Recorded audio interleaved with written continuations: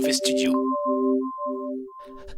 Maître, vite! Oui, petit disciple, pas bien finot. Dis-moi tout, approche-toi. Maître, Tuttle et Magic vont le refaire. Ils vont recommencer. Ils sont de retour, c'est cela? Oh, imbécile! N'ont-ils pas compris que leur foutue quête est vouée à l'échec?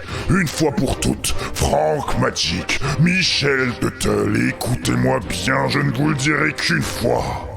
Le mauvais travail ne paye pas, alors arrêtez ou périssez! Pauvre fou! Approchez-vous et venez contempler Frank Magic et Michel Tuttle se cassant spectaculairement la margoulette dans Mauvais Travail, saison 3.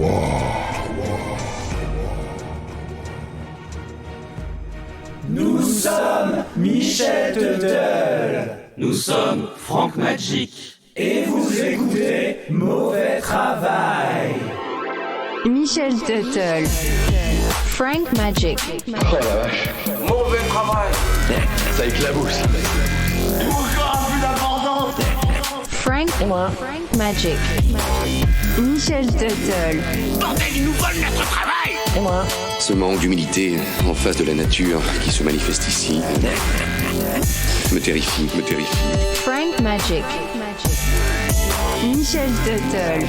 Vous êtes ici parce que le monde extérieur vous rejette. C'est ici votre famille. Je suis votre père. Pardon. Bonjour à toutes, bonjour à tous et bienvenue dans Mauvais Travail. Michel, on va arrêter les cœurs. Ça m'angoisse. Bah et nous? On fait quoi? Bah, je sais pas, retourner dans le cerveau de Frankie, tiens. Oh non, pas ça! Et si... Allez, je recommence. Bonjour à toutes, bonjour à tous et bienvenue dans Mauvais Travail, épisode 20. Vous nous avez manqué et on espère que vous avez passé de bonnes mauvaises vacances. Et pour co-animer cet épisode, je suis avec le Frank Magic. Comment vas-tu, Frankie? Impeccablement, mon petit Michel, je suis ravi de te retrouver pour cette rentrée de Mauvais Travail. Et j'ai envie de balancer le sommaire direct. Envoie. J'envoie. C'est la rentrée, 3e saison pour Mauvais Travail. Nous revenons pour ce 20e épisode au contenu assez classique. Ce ne sera pas le cas pour toute la saison. Nous vous préparons quelques surprises. Nous avons donc un mauvais dossier consacré à la secte Heaven's Gate et ses deux têtes pensantes, Bonnie et Marshall. On va pas tellement rigoler, et c'est ça aussi Mauvais Travail. C'est pas toujours marrant ce qu'on raconte, mais on essaie d'y mettre notre mauvaise touch. Alors comme d'habitude, le travail sur le mauvais dossier a habité mon cerveau. Même si c'est Michel qui s'en est occupé, quand j'ai lu tout ça, j'en ai rêvé. Je vous raconterai donc un rêve à base de secte, ça nous fera un entracte au milieu du mauvais dossier. Et d'habitude c'est un jeu, mais là on n'a pas de jeu, alors c'est une première. Et si ça vous manque, je vous invite à nous en préparer un pour un prochain épisode. Michel et moi-même sommes chauds pour y participer. Les Mauvais Studios ont une nouvelle fois accueilli Wyclef Jambon qui revient avec un deuxième morceau à base de clash contre nous, avec en plus un invité surprise dont on n'imaginait pas qu'il nous tourne le dos. Et bien sûr, avant d'écouter ces salves de venin d'ingrats, nous retrouvons nos mauvais travailleurs du mois. Michel, c'est à toi. Tout à fait, Francky. Et d'ailleurs, est-ce que tu te souviens, en fin de saison 2, dans l'épisode 19, tu nous avais parlé d'Erika Labrie, cette femme objectophile qui s'était mariée avec la Tour Eiffel. Tu t'en souviens ? Absolument. Eh bien, j'ai une mise à jour à ce sujet et ça date du 28 juin dernier. Alors, j'ai une triste nouvelle puisqu'après 10 ans de relation avec la Tour, eh bien, Erika a mis un terme à ce mariage. D'ailleurs, à la lecture fascinante de l'article qui en parle, j'ai également appris l'existence d'Amanda, une Anglaise, amoureuse d'un lustre, ou encore Rain, je sais pas comment on le prononce, une Russe qui s'est mariée avec sa mallette. Concernant Erika, et je ne sais pas si la Tour Eiffel est au courant, mais elle est récemment tombée amoureuse d'une clôture et en parle, le tout en étant assise à califourchon sur l'objet. Les clôtures sont des objets si dangereux pour moi parce qu'elles sont si parfaites dans leur géométrie. Je veux dire, je dois avouer qu'il se passe beaucoup de choses physiques en ce moment. Je suis physiquement attiré par cette clôture et j'aimerais mieux la connaître. Voilà, et je pense qu'Erika nous réserve bien d'autres surprises. On suit ça de très près. Dis-moi, Francky, ton premier mauvais travailleur du mois, c'est qui ? C'est quoi ? Et bah ce mois-ci, on parle musique et dérives sectaires avec une chanson qui s'est vue qualifiée de tube complotiste dans la rubrique insolite du site de Paris Match dans l'article du 6 janvier 2022 intitulé « Comment une chanson de 1985 est devenue un tube complotiste ». Oh là là, ça m'intéresse déjà, là je suis chaud. Et oui. Alors que nous apprend cet article ? Eh bien, d'abord, l'existence du groupe Heaven's Magic, la magie du ciel, qui a sorti la chanson Cathy Don't Go, apparemment plutôt en 89 d'après Spotify. Alors moi je sais pas s'il faut se fier plutôt à Paris Match ou à Spotify, et en tout cas Wikipédia ne les connaît pas. Toujours est-il que sur Spotify, on trouve 2 albums sortis en 89 et 90 et 2 singles sortis en 2022. Le refrain de cette chanson, c'est « Cathy, don't go to the supermarket today ». Cathy ne va pas au supermarché aujourd'hui. Le clip montre des jeunes gens bien comme il faut, avec des chorégraphies ringardes, le tout sur fond de dystopie, vaguement inspiré de 1984. Il faut empêcher Cathy d'aller au supermarché. C'est pas l'ambiance promo sur Nutella. Il y a des soldats avec des vieilles dégaines qui gardent les caisses, les clients sont transformés en zombies avec des codes barres sur le front, et il y a des 666 un peu partout, vous savez, le fameux nombre du diable. Et alors figure-toi Michel que le monsieur qui tamponne les codes barres sur le front des gens, il porte un masque chirurgical. Ah bah c'est bon. Bah voilà, avec tout ça, on a un bon mix pour attirer l'attention de certains observateurs du monde lorsqu'ils ont découvert cette chanson et ce clip au début de cette chère décennie 2020. Ah bah c'est l'amiante, hein, direct. Et voilà, et ils y voient, eux, une vision prophétique. Alors je cite quelques tweets.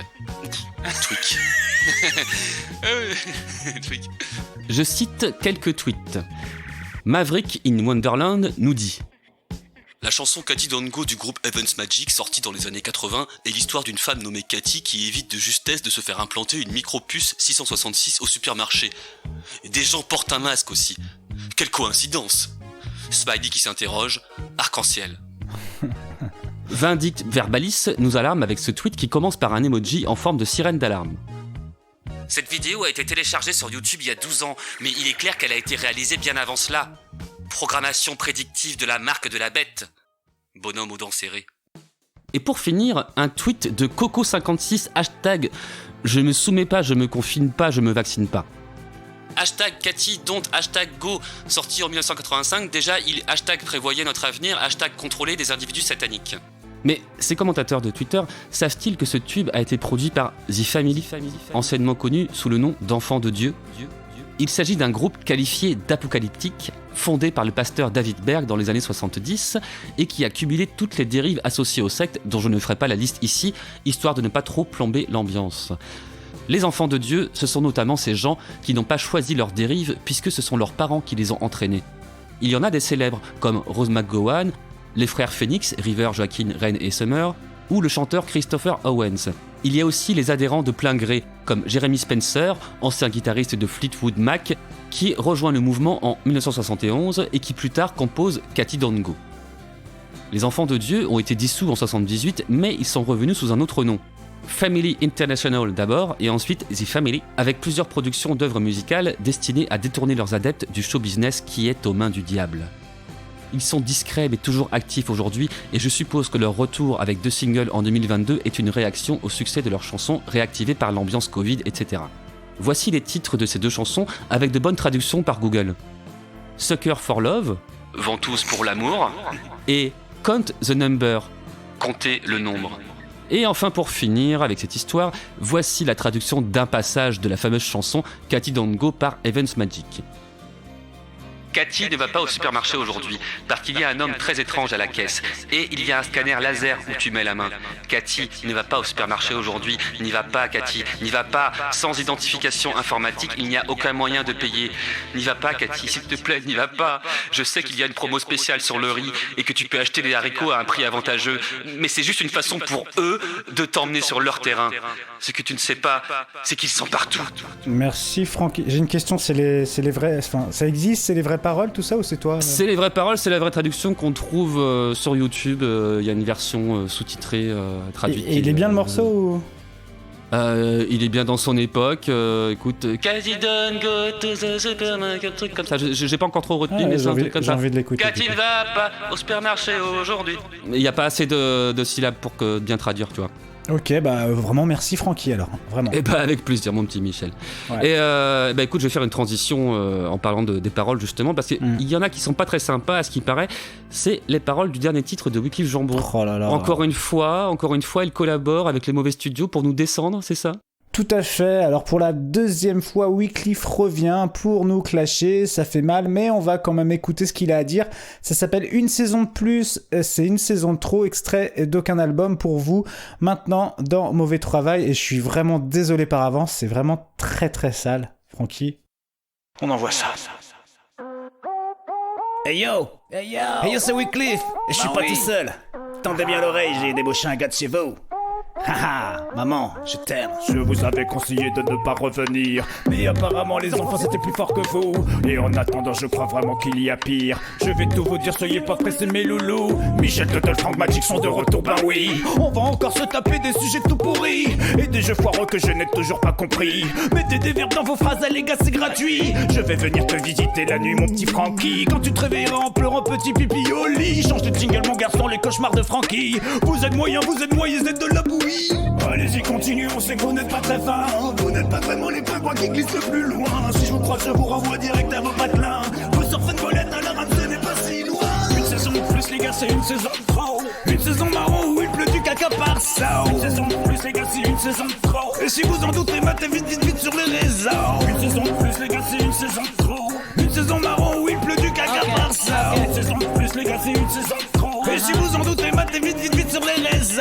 Vos sujets, vous les tirez au sort dans une poubelle. Je passerai dans vos quartiers y mettre de la javel. Vous avez bien trop martyrisé nos petites oreilles. La saison 3, ce sera la saison de trop. Nombre d'écoutes insuffisants, allez au trou. Ma petite sœur n'a pas de bras mais elle écrit mieux que vous. Vous foncez dans un mur et vous y avez pris goût. Tout ce que vous inspirez maintenant c'est du dégoût. La seule place qu'à votre émission c'est dans les égouts. Et encore je l'ai vu un jour remonter du trou. Même le caniveau se trouve un peu trop classe pour vous. Alors un conseil, soyez discret, je le dis pour vous. Ça va mal se finir une boucherie, un truc pas propre. Michel Tuttle, Frank Magic vont bien tâcher leur froc. Vous serez en tendance sur Twitter et sur TikTok. On vous entendra pleurer jusqu'à Vladivostok.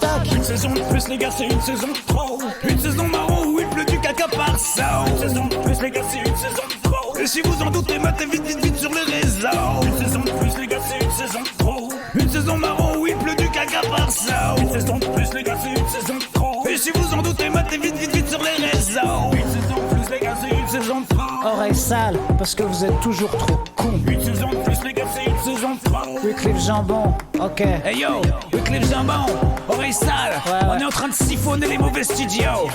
Alors Michel, Francky, haha, ça fait quoi d'être à poil? Aïe. Oh mais quelle violence! Et oreille sale qui nous plante un couteau dans le dos. Non mais j'ai pas les mots, c'est vulgaire, c'est sale, j'aime pas, j'assume pas. Pourquoi on l'a diffusé, Francky, en fait? Mais je sais pas, puis moi j'ai pas les mots en fait. Bah, petit message au service du monteur, ne t'avise pas de me biper. Les gars, Wyclef, attention Francky. Oreille, on vous a sauvés. Et vous, bande dans la merde là. Attention Francky. On vous en fait. Attention Francky. On vous Ok, on envoie, alors on envoie sur le ce, jingle. Mauvais dossier parti, un jingle, c'est parti, Evans Gate. Alerte rouge. Hey Bob va clore les portes du paradis.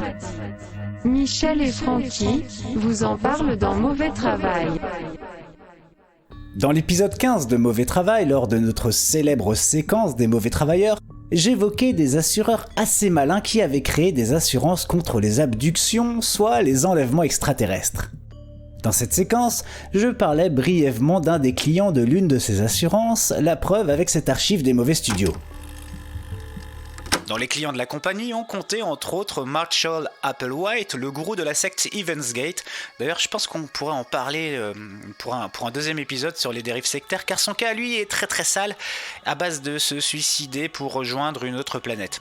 Spoiler. Hop, pas de spoiler ce coup-ci, parce que c'est bel et bien le sujet de notre mauvais dossier. Alors Francky, peux-tu nous en dire un peu plus sur cette fameuse Evans Gate qui, on va pas se mentir, est encore une histoire qui ne va pas se terminer de la meilleure des façons. En fait, ça va se terminer très mal. Merde, j'ai encore spoilé, mais désolé. Tout à fait Michel.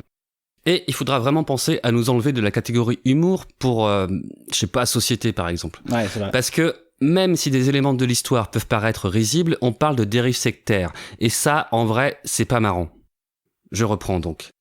Heaven's Gate, qui en français signifie porte du paradis, est un mouvement religieux fondé au début des années 70 aux États-Unis par le fameux Marshall Applewhite, Marcel Pomme Blanche, et Bonnie Nettles.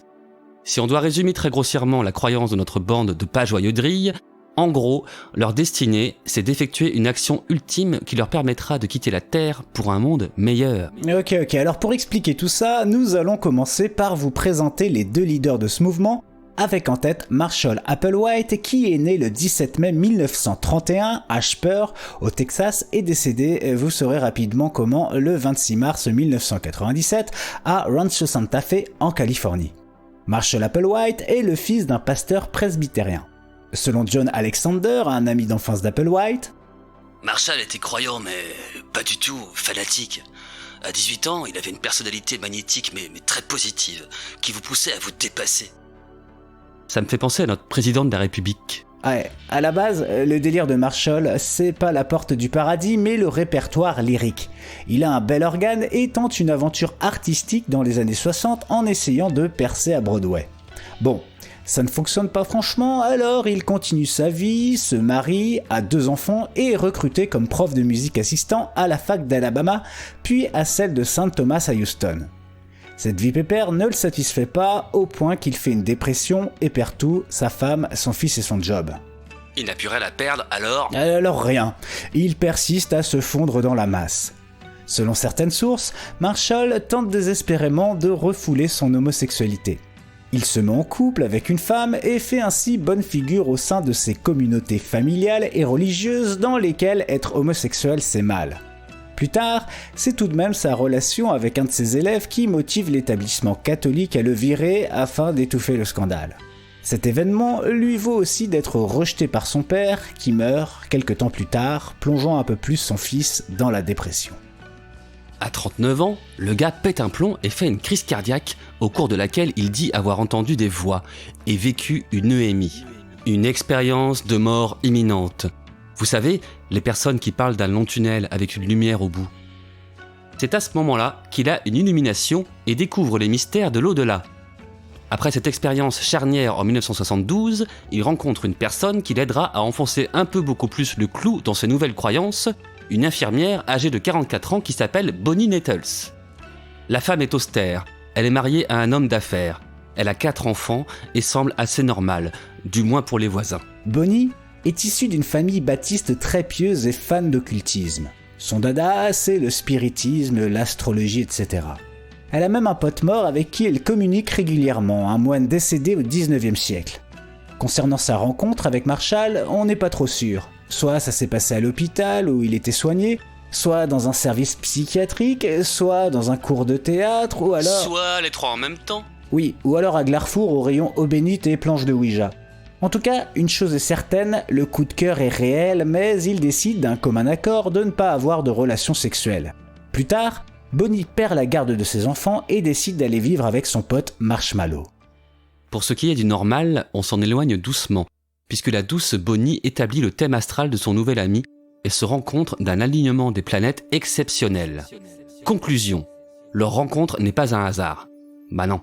En fait, ils se sont connus dans une vie antérieure et leurs retrouvailles ont été organisées par des extraterrestres. Michel, tu vas encore douter, mais pour moi, c'est tout à fait plausible. Ouais, après 2 saisons, j'ai toujours pas saisi l'essence du plausible chez toi, mais comme tu me le rappelles souvent, je suis un peu obtus, je n'ai pas ton ouverture d'esprit à 360 degrés, alors on va dire que c'est plausible. Bah oui. Bon alors, que font Bonnie et Marshall ?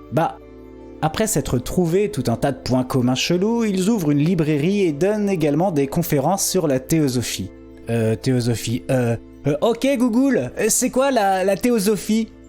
Théosophie, doctrine ésotérique du divin, fondée sur la contemplation de l'univers et l'illumination intérieure. Merci Google. En 73, ils entreprennent de sillonner les États-Unis afin d'éduquer les gens et leur apprendre ce qu'ils savent.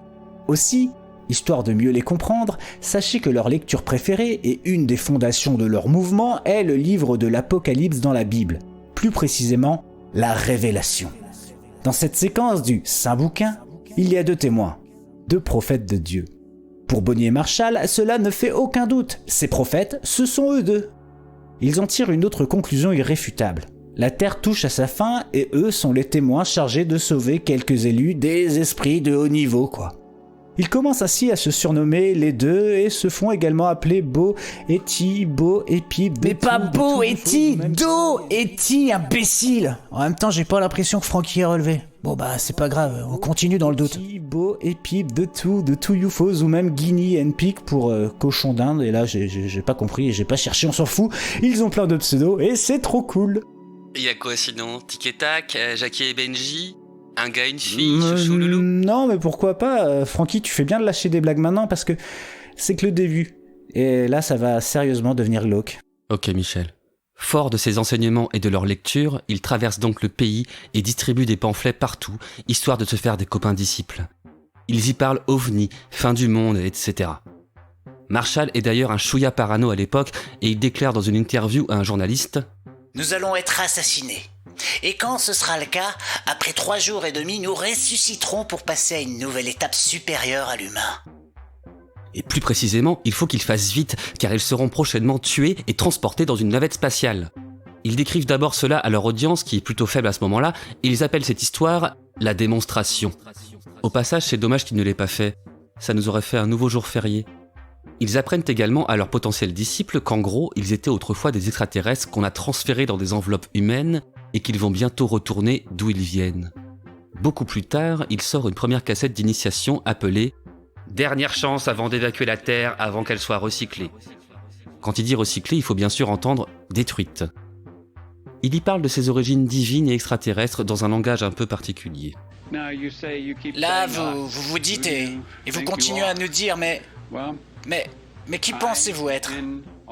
Eh bien, pour être honnête, je dois avouer que mon père... mon père n'est pas un être humain. Mon père est un membre du niveau évolutif.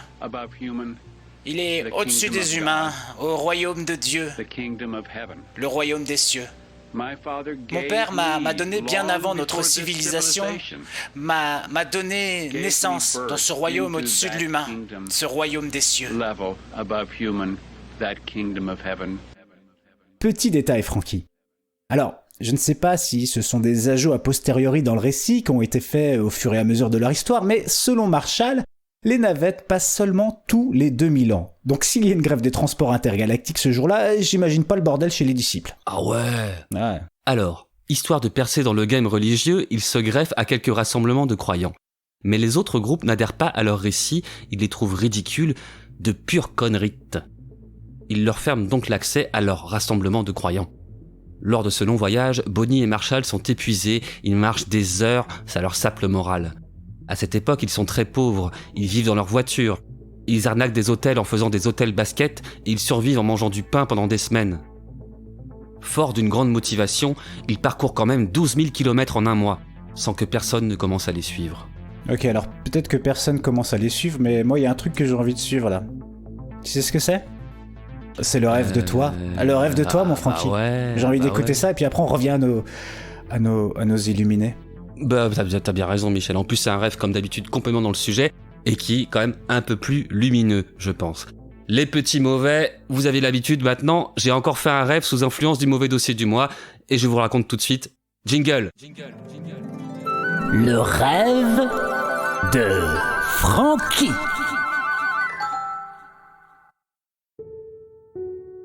C'est un rêve qui commence par un coup de fil d'un ami. Mon vieux pote Michel Tuttle qui va pas bien. Ouais, Francky ? Qu'est-ce qui va pas, mon Michel ? Bah, c'est un cumul de désagréments qui me prennent toute mon énergie, là, j'en ai marre. T'en as marre ? J'en peux plus. T'en peux plus. Dis-moi en plus. Bah, j'ai toujours mes vieux problèmes d'articulation au doigt, là, ça me relance vachement en ce moment, ça fait super mal au doigt. Ok. Tu sais, Michel... Il y a une chose que tu dois travailler dans ces cas-là, c'est la manière dont tu te conditionnes dans la dramatisation de ton malheur. Il faut que tu rendes ça plus sexy, ça te changera ton état d'esprit. Commence déjà par changer de voix. Raconte-moi tes problèmes avec ta voix préférée. Bah, j'ai toujours mes vieux problèmes d'articulation au doigt. Ça me relance vachement en ce moment. Ça fait super mal au doigt. C'est bien.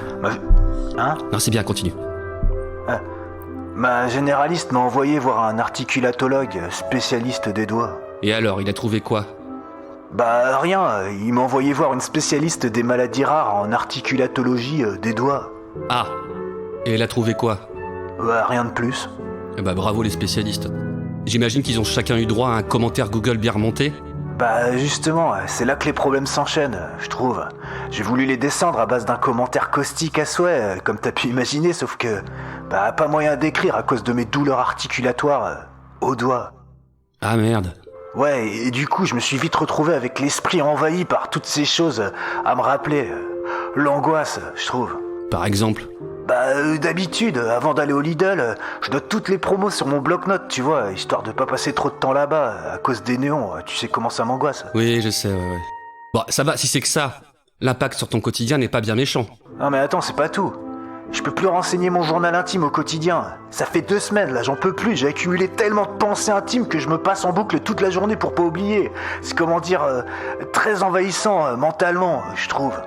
Oui, bon, relativise. Y a que toi qui lis ton journal, donc c'est pas comme si quelqu'un risquait de passer à côté d'une info. Attends, Francky, c'est pas fini. Y a autre chose.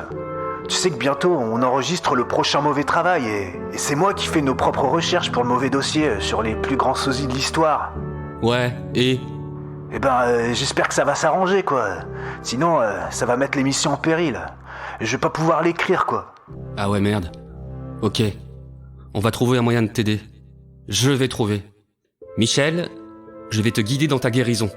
Il va falloir que tu me fasses confiance si tu veux vraiment t'en sortir. Ok, je veux bien. J'ai rien à perdre, de toute façon.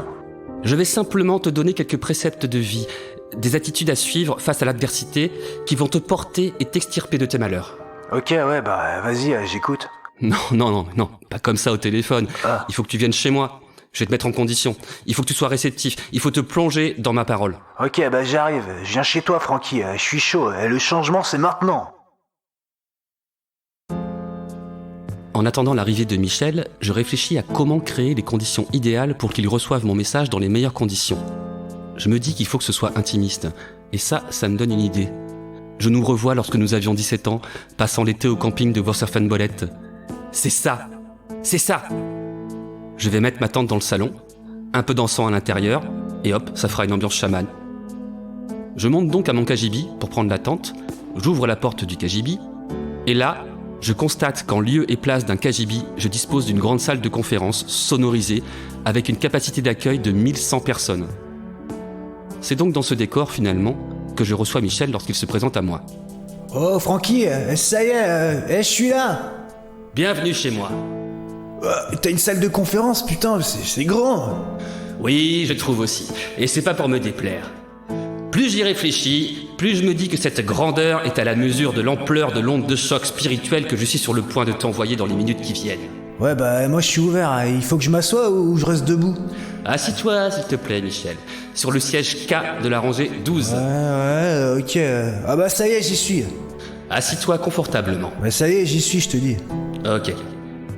Alors maintenant, tu n'écoutes que moi. Je n'écoute que toi.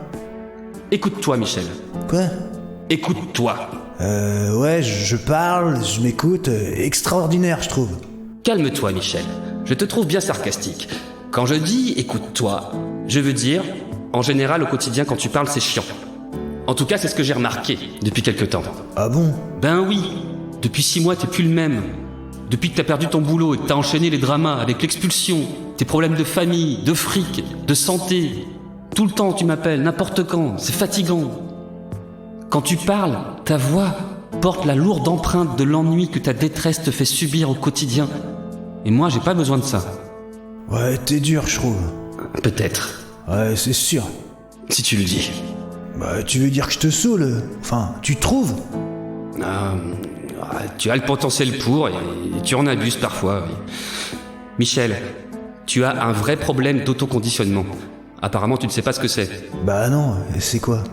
C'est quand t'as des problèmes tellement prenants que tu peux pas t'empêcher d'en parler à tout le monde et que du coup, ce faisant, rien à voir avec le faisant, le gallinacé, tu décides d'appeler ton pote Franck Magic et de lui livrer ta détresse de Michel avec ta voix de miel de contrefaçon. Eh ben, c'est quoi le problème ? J'ai toujours pensé qu'on pouvait compter sur toi en cas de coup dur. Oui, t'avais pas tort, mais t'as cumulé les coups durs. Je suis pas ton avocat, moi j'en peux plus en fait. Ah ouais ? Arrête de m'appeler. Ah ouais, ok, on en est là. Bah, ça me fait mal au cœur, mais ouais. À moins que tu arrives à me rendre ça divertissant. Je comprends pas, là. Mets-toi à ma place. Ouais. Tu m'appelles tous les 2-3 jours pour me parler de tes problèmes. Je suis ton pote, je suis volontaire, c'est cool, tu peux m'appeler à n'importe quelle heure. Mais, je me répète, mets-toi à ma place. Tous les jours le même disque, la même mélodie au téléphone. Oh Ouais. Si tu changes pas le contenu, essaie un peu de travailler le contenant. Mais comment ça? Donne du style à ton drame. Tout d'abord dans ta tête. Imprègne-toi des sueurs froides, euphorisantes qui parcourent tes genoux et tes coudes quand tu subis la vie au quotidien. Ok, je crois que je peux faire ça. J'inspire profondément. T'inspires profondément ? Ouais. Ok, cool. Ça te fait quoi profondément dans toi ? Ça me donne envie d'en savoir plus, je trouve. Ça tombe bien. C'est maintenant que la révélation arrive à tes oreilles. Je t'écoute. Michel, il faut que tu envisages ton existence comme une comédie. C'est la clé qui va t'ouvrir la porte du bonheur. Ok, je veux bien, mais je fais comment? Tu te démerdes. Tu trouves un moyen de te détendre. Et tu te laisses aller. Jusqu'à envisager la tragédie qu'est ta vie comme une comédie. Ok, j'ai trouvé un moyen de me détendre, mais une comédie avec qui joue mon rôle? Bah, je sais pas, choisis. Je sais pas, Bob l'éponge? Comme tu veux. C'est ce que je veux être. Je suis Bob l'éponge. Bien, c'est bien parti. Et maintenant, tu te rends compte que t'en as plus rien à foutre de ce qui t'arrive de malheureux dans ta vie. T'es complètement détaché. Bah oui. Tu envisages ton existence sous un angle différent maintenant, non ? Exactement, Francky. Et ça n'a rien à voir avec il y a 5 minutes. Eh oui, voilà. C'est bien. Alors maintenant, garde bien en tête cet état de fait. Oui. Tu es Michel Tuttle. Oui. Tu abordes la vie comme Bob l'éponge. Tu le sens ton Bob ? Tu l'as ? Ah, ouais, je le sens très bien. Je le tiens. Ah oui, je l'entends ça. Oui. Il y a toujours un peu de Michel, mais j'entends qu'il t'a investi. C'est un précieux pouvoir que tu as là. Essaie d'en user à bon escient. Et maintenant, écoute-moi attentivement. Je t'écoute attentivement. Tu vas rentrer chez toi, gentiment, et tu vas vivre sereinement la semaine qui t'attend en suivant mes bons conseils. Ok. Je raccompagne Michel jusqu'à sa bagnole, je le regarde démarrer pour m'assurer qu'il ne me fasse pas le coup de « Ma voiture veut plus démarrer, je peux dormir chez toi !» Mais tout va bien, il s'en va, et alors qu'il n'est plus qu'un petit point à l'horizon, je repense à ma salle de conférence. Ma salle de conférence ! Je me fais une réflexion toute bête dans ma tête. Avec tous ces sièges libres d'accueillir qui tu veux, Francky, envoie tes invitations. Il faut que je profite du prestige de ma salle de conférence pour transmettre ma vision de Francky à des volontaires qui en ont bien besoin. Je prends donc l'initiative bien sentie d'appeler quelques-unes de mes connaissances pour les convier samedi prochain à un séminaire de Francky, qui sera le pilier du basculement de leur existence vers la bien-portance ad vitam. La salle se remplit donc en quelques coups de fil, c'est exponentiel. Tous ces gens qui vont participer à ma conférence de vie. Je dis bien participer et pas regarder ou assister, car ils vont tous être acteurs. La semaine se passe, je potasse mes fiches, mon PowerPoint. De temps en temps, je reçois un coup de fil de Michel qui me donne de ses nouvelles. Hey Francky, ça marche du tonnerre ta méthode. Je suis interdit bancaire depuis hier, ça me fait rigoler. C'est rigolo, en dessous de zéro. Je trouve qu'il a bien intégré son personnage de Bob l'éponge. Francky, franchement, tu m'as sauvé la vie. Il faut que je vienne témoigner à ton séminaire. Et arrive samedi. Minuit 1, mon téléphone sonne, c'est Michel. Hey Francky, ça y est, on est samedi. C'est le jour du séminaire. C'est à 17h. Laisse-moi dormir, il faut que je pète le feu. Oh, oups, désolé Francky. La suite de ce rêve vous sera racontée dans mon nouveau podcast Le rêve de Francky, qui sera bientôt dans vos oreilles. Quand ce sera prêt, dans les semaines qui viennent. Vous y retrouverez tous les rêves de Francky passés dans Mauvais Travail, et puis peut-être bien des inédits. On verra. Le rêve de Francky. Merci Francky pour ce rêve passionnant. qu'en fait j'ai pas encore entendu puisque tu l'as pas encore enregistré, voilà, je l'ai dit. Et oui, parce que les petits mauvais, effectivement, parfois, le rêve, je le fais après l'enregistrement du mauvais dossier. Mais dans tous les cas, il tombe toujours à point nommé, environ à la fin du mois. Ça me laisse le temps de vous le raconter. Voilà, on vous donne un peu la recette de mauvais travail. Allez, nous retrouvons tout de suite Bonnie et Marshall pour la deuxième partie du mauvais dossier. Voilà donc le jingle. Jingle qu'on n'a pas encore fait non plus, on sait pas ce que ce sera. On sait pas. C'est parti, jingle. Alerte rouge. Hey Bob va clore les portes du paradis. Michel et Francky vous en parlent dans Mauvais Travail. Août 1974. Marshall, toujours à court de thunes, fait un séjour de 6 mois dans une prison du Missouri pour le vol d'une voiture de location qu'il aurait omis de rendre sur les conseils de Bonnie. Une fois Marshall libéré, ils se disent qu'il est temps d'accélérer le mouvement, alors ça y est, c'est le moment de contacter les extraterrestres. Logique. Bah ouais, j'aurais fait pareil, situation d'urgence. Ouais, forcément. Alors, ils annoncent partout la nouvelle et les gens commencent à s'intéresser au couple. Pour rappel, on est à l'époque de la Manson Family, de Jim Jones et d'autres gourous bien vénères à base de meurtres et de suicides collectifs, et les gens adhèrent pas mal à ces croyances cheloues qui remettent en question la religion classique. C'est donc en septembre 1975 que le duo voit ses affaires enfin décoller. Les deux illuminés louent donc une salle de motel à Walport dans l'Oregon et annoncent une conférence sur les ovnis. Ça fait envie, hein. Je suis sûr que du coup tu y serais allé, Francky. Vrai. Bon, dans le bled, ça rigole bien sur le dos de Bonnie et Marshall, mais ça ne dure pas, puisque 150 personnes se bousculent pour assister à la conférence. Les habitants, choqués, se disent « Ce sont nos amis, nos parents, nos voisins qui écoutent ces deux cinglés !»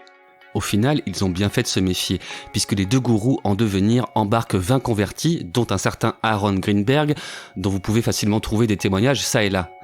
Les 19 autres ne donneront plus jamais signe de vie.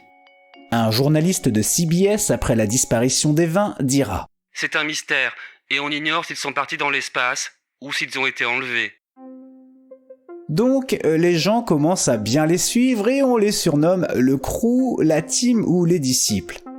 Bonnie et Marshall se présentent en tant que représentants des extraterrestres et se font appeler The Next Level. Le prochain niveau. Pour ce qui est des conférences, Marshall mène le bal et Bonnie se tient à l'écart. Bonnie, c'est la sagesse, et Marshall, c'est l'orateur. Bon, maintenant qu'il y a un groupe, il va falloir lui donner un nom. Ils choisissent donc HIM, The Human Individual Metamorphosis. La métamorphose individuelle de l'humain. Pour vite changer, ouais, c'est un bordel les noms dans cette histoire, et adopter définitivement le nom de Heaven's Gate, la porte du paradis. Bon Michel, on a le groupe, on a le nom du groupe, mais dis-moi, ils servent quoi comme soupe à leurs disciples ? Un truc bien épais avec de jolis grumeaux, tu vas voir. Des grimaud ? Non, pas des grimaud, des grumeaux. Oh. Jacques Grimaud, ce sera pour un autre épisode, mon kiffran. Ou ce ne sera pas, car le dossier a été traité. Donc, avec la révélation des pyramides de l'Apocalypse, la rencontre de Bonnie et Marshall lors de vies antérieures et les histoires d'extraterrestres, nous avons les bases de Heaven's Gate, le tout fait de briques et de brocs n'ayant aucun rapport les uns avec les autres, mais surtout de plein d'éléments piochés dans la série Star Trek.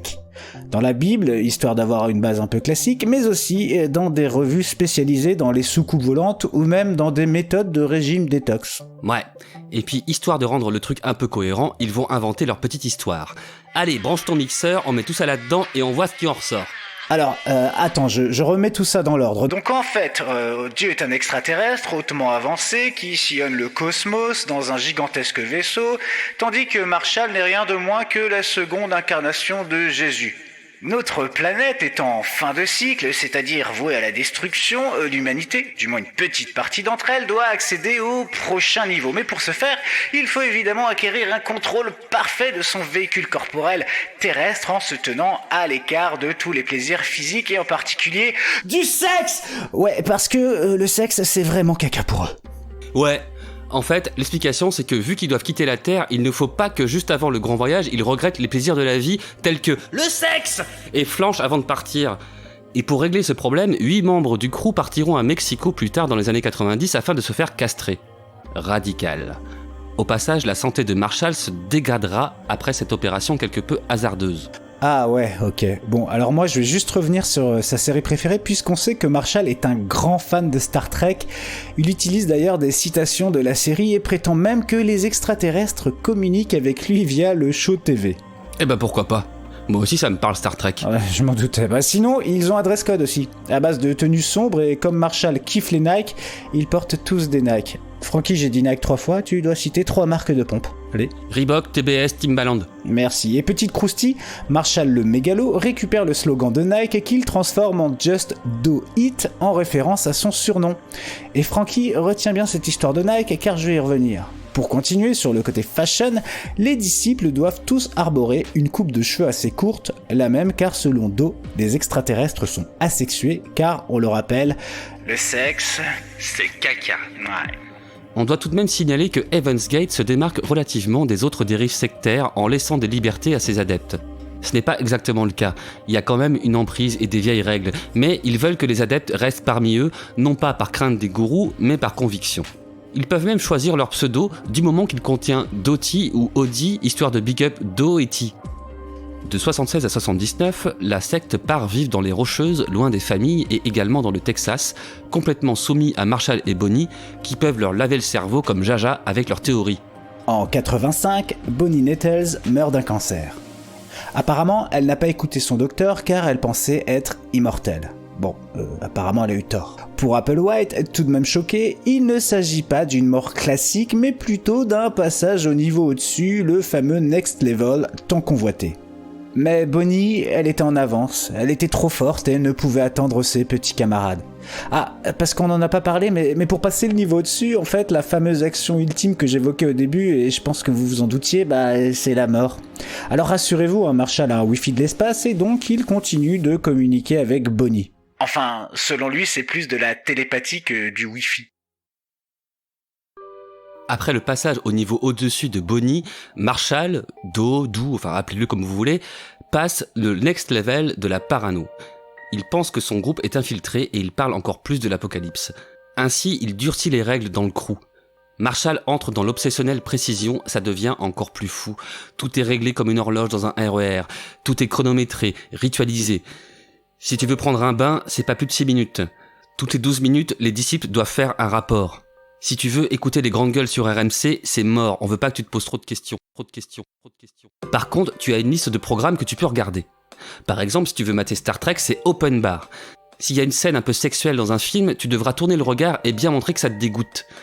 De l'obsessionnel, en veux-tu en voilà, comme en témoigne Rio Giangelo, un rescapé de la secte qu'il a intégré en 94. Lorsque tu veux t'adresser à quelqu'un, tu dois formuler ta phrase comme suit. Je peux me tromper, mais il semble que je vais être bientôt à court de déodorant. Plus tôt, quand on évoquait les inspirations d'Heaven's Gate, nous citions le régime détox. Peux-tu nous en parler un petit peu plus, Michel ? Oui, il s'agit d'un régime basé sur la méthode Detox Master Cleanse née dans les années 40. Un régime qui ne déplairait pas à un autre mec dont on ne parlera pas dans un épisode de Mauvais Travail, j'ai nommé Thierry Casasnovas, car il s'agit de jus épais à base de citron, de sirop d'érable et de poivre de Cayenne à boire plusieurs fois par jour. Pour terminer le point bouffe, le Marshall est tellement obsédé par le détail et le rituel qu'il réglemente même la taille des pancakes. Son obsession pour la similitude est également saillante puisque, pour son bien-être mental, on va dire, tout objet, nourriture, vêtement doit être dupliqué. Malgré cette nouvelle rigueur, il existe une vidéo où l'on voit cette étrange famille fêter Noël en 1995. Ils préparent de la bouffe, ils font des petits concours de talent, ils ont le sourire et ils se marrent franchement. Et franchement, ça a pas l'air joué, ça semble vraiment naturel. Petit détail, dans cette vidéo, on voit Thomas Nichols, le jeune frère de Nichelle Nichols, actrice dans Star Trek. Membre du groupe depuis 20 ans, il s'est fréquemment identifié comme le frère de Nichelle dans les documents promotionnels publiés par Heaven's Gate. Que voulez-vous ? C'est la Street Trek Touch dont Marshall ne pouvait pas se passer. Début 90, on ne parle plus d'eux. Tout le monde pense que c'en est terminé de Heaven's Gate, mais que nenni. En réalité, il reste 25 membres. Marshall se lance et fait des vidéos promo pour annoncer l'apocalypse imminente. Sa force de persuasion suscite le retour de 20 membres qui avaient quitté le groupe quelques mois auparavant. Allez, maintenant, accrochez vos ceintures et âmes sensibles, abstenez-vous car tout de suite on entre dans la dernière partie la plus sombre et glauque de l'histoire puisqu'un événement astronomique va accélérer les délires de Marshall et de son crew. Une comète du nom de Hale-Bopp doit passer en 1997. D'après Marshall, c'est Bonnie à bord de son vaisseau qui vient récupérer tous ses potes. D'ailleurs, un amateur prend une photo de la comète sur la queue de laquelle on voit une petite tache qui la suit. Pour Marshall, il n'y a pas photo, même s'il y a photo, enfin bref, c'est Bonnie et là c'est la preuve qui va le conforter dans son projet. Bon, au-delà du fait qu'une photo n'est jamais une preuve, la photo a été débunkée peu de temps après par des experts. Juste avant d'entamer le dénouement de l'histoire, je voudrais tout de même revenir à sa cassette d'initiation, où en 1996, soit un an avant le départ, il invite qui voudra à rejoindre ses rangs. Nous allons vous parler de la chose la plus urgente, présente dans notre esprit, et de ce que nous soupçonnons d'être les plus urgentes dans l'esprit de ceux qui nous contacteront. Nous intitulerons cette cassette La planète sur le point d'être recyclée. Votre seule chance d'évacuer, c'est de partir avec nous, car la planète Terre est sur le point d'être recyclée. Votre seule chance de survivre ou d'évacuer est de partir avec nous. Un an après cette cassette, c'est 1997. Et là, on est en 97. Tout est réuni pour faire tourner l'histoire au morbide. 39 personnes âgées de 26 à 72 ans, dont Marshall, partent emménager dans une grande maison de Rancho Santa Fe, pas loin de San Diego. Les disciples font tous une vidéo d'adieu et c'est assez troublant puisqu'ils semblent très tranquilles et rigolent de bon cœur. Et pareil, ça ne paraît pas joué, sachant qu'ils vont tous mourir d'ici quelques heures. Le 26 mars 1997, mécaniquement, les disciples enfilent leur tenue de voyageurs spatiaux. Ils mettent leur fameuse Nike Decade. Ils portent fièrement leur brassard avec le logo d'Heaven's Gate où il est écrit Heaven's Getaway Team. Comme d'habitude, Marshall a tout réglé au millimètre. Les disciples doivent mettre fin à leur jour par groupe de 15, assistés par un groupe de 8. Ils ingèrent du phénobarbital mélangé à de la vodka et de la compote de pommes avant de mettre leur tête dans un sac plastique. Dans leur poche, il y a leur permis de conduire histoire d'être identifiés et $5,75. $5 pour payer une taxe à l'État de Californie et 75 cents pour rembourser le téléphone. La police découvre une scène particulière. Des corps sous des draps, avec les pieds chaussés de Nike qui dépassent. Un policier confiera que malgré tous les morts présents, la scène était plutôt sereine. Tout ce qui reste de cette secte, c'est le site internet www.heavensgate.com figé dans le temps annonçant Red Alert. Hale-Bopp brings closure to Heaven's Gate. Alerte rouge, Hale-Bopp va clore les portes du paradis. Michel, c'est quand même bizarre que le site reste en ligne, il y a le nom de domaine à payer, enfin je sais pas, tu crois que Marshall a payé à l'avance pour plusieurs années ? Justement, après le grand départ, apparemment il est resté des gens pour répondre au courriel. Par contre, aujourd'hui la question se pose. Du coup, j'ai envoyé un courriel à l'adresse mentionnée sur le site et j'ai eu une réponse à ma question qui était « Existe-t-il toujours des membres existants dans la secte ?» La réponse a été très laconique, parce qu'ils m'ont répondu « Le groupe a pris fin en 1997 ». Du coup, je me suis demandé qui m'avait répondu et apparemment... Donc après quelques recherches, 2 personnes, Mark et Sarah King, continuent d'alimenter le site et dans une interview, ils disent « Tous ceux qui désirent en savoir plus sur Heaven's Gate doivent avoir accès aux informations pertinentes.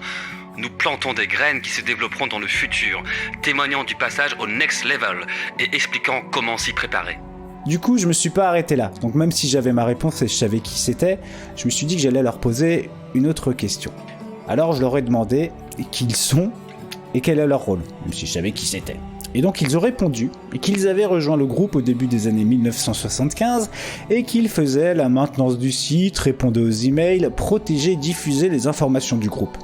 Ils m'ont ensuite mis un lien vers 16 vidéos, donc des vidéos dont on parle dans le mauvais dossier, donc en fait il n'y a pas d'exclus, mais en fait c'est un lien vraiment vidéo, comme un Vimeo en fait, c'est plus les vidéos en fait que tu as sur YouTube, c'est des vidéos vraiment sur un truc où ils ont tout répertorié. Et pour terminer, ils m'ont informé qu'ils pouvaient m'envoyer un livre moyennant $70 en cash, en me laissant une adresse que je balancerai pour là. Fin de la correspondance. Donc là j'ai arrêté de leur parler parce que on a vu qu'il y avait un petit peu encore de business dans cette histoire et que donc ils continuaient. Donc pour terminer sur l'empreinte numérique du groupe, sachez que sur le site, même à l'heure actuelle, on peut encore lire cette fameuse phrase Red Alert, Hale-Bopp brings closure to Heaven's Gate. Alerte rouge, Hale-Bopp va clore les portes du paradis. C'est toujours là. Mais alors du coup, vu qu'elle est passée en 97 et qu'il s'est rien passé à notre connaissance, il va falloir attendre qu'elle repasse dans notre système solaire pour que la prédiction se réalise. Ouais. Ce sera l'année 4385. Patience les gars, patience. En attendant, Michel, tu devais nous parler de Nike, non ? Ouais, ce serait une conclusion un peu bizarre, mais ouais. J'ai lu que les fameuses Nike, les Nike Dickheads, sont devenus collectors. Après la tragédie, les photos des disciples allongés sur leur lit et recouverts d'un drap, laissant juste apparaître leur Nike, ont fait le tour du monde. Une pub dont se serait bien passé la marque à la virgule. Ils ont donc discrètement arrêté la série, certains disent que non, et donc les gens étant ce qu'ils sont, la pompe est devenue la plus recherchée du monde. Elle s'est vendue à des prix de ouf à base de $1000 la paire. J'ai même lu le témoignage d'un mec qui vendait la paire à $6000 en mettant la photo de Marshall à côté. La décence. Et voilà, c'est de bon goût, on aime, on adore ça. Bravo les gars. Alors puisqu'on a parlé de dérive sectaire, et si toutefois vous vous posez des questions ou êtes confronté à quelque chose qui vous paraît chelou chez un proche ou chez vous, n'hésitez pas à vous rendre sur le www.dérive-secte.gouv.fr, ça peut être très utile et c'est important de le signaler. Exactement. Michel, on en a fini avec cette histoire. C'était passionnant, c'était prenant. Pas très marrant, mais c'était prenant. Ouais. Et il y a un peu de fantaisie quand même, notamment avec cette histoire de Nike et tout ça. Bah, c'est surtout en fait le truc où j'ai été surpris dans le truc. Enfin, c'est un moment où, bah, effectivement, pendant qu'on était en train de faire le mauvais dossier, il y avait cette histoire de page web en fait qui était encore là. Et quand tu m'as demandé, ouais, dis donc, c'est bizarre, elle est encore active. Moi, j'ai pas eu ce réflexe de me dire, ah ouais, c'est vrai. Et quand j'ai envoyé un courriel, un mail donc sur l'adresse qu'il y avait sur le site, j'étais très surpris d'avoir une réponse. Et je t'avoue que ça m'a un peu glacé parce que ça fait bizarre quand même. Et voilà. Mais en tout cas, c'était super intéressant. Et puis bah voilà. Que voulez-vous dire ? C'était un premier épisode de la saison 3. On était très content de l'avoir fait.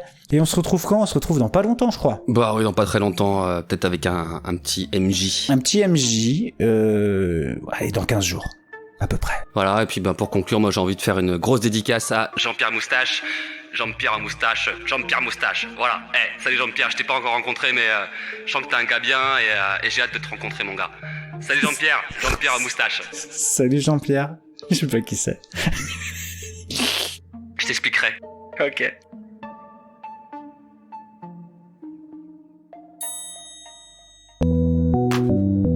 Salut. Bon appétit. Bonne journée. Allez, on s'habille. Bon retour à la maison. Déjà mercredi. Joyeux lundi au boulot. Ah, enfin 18h. Bon week-end. À la sortie de la piscine. Bientôt sortie du métro. Allez, plus que 2 heures. T'as pas fini la vaisselle. Et puis si c'est un peu plus long, bah on passera à l'aspirateur. Enchaîne un autre épisode alors. Oui, appuie sur Play, YouTube, Spotify, Podcast Addict, Podmust et bien d'autres. Et abonne-toi. Ah ouais. Ouais, fais sonner la cloche. Bonne idée. Ça coûte rien. Non, rien. Une simple pression du doigt. Fais-le. Ce genre de décision sans grandes conséquences fâcheuses.